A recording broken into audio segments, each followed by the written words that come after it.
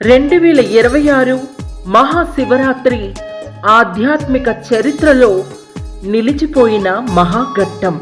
అభిషేక ప్రియుడైన పరమశివుడిని ప్రసన్నం చేయడానికి ఏకాదశ ఆరాధనలతో భక్తులు సందర్శకులు కలిసి శివ శివ అనే నామస్మరణతో మహాశివరాత్రి అంతా ఆరాధనామయంగా దైవమయంగా ఒక మహా తపస్సులా కొనసాగించారు.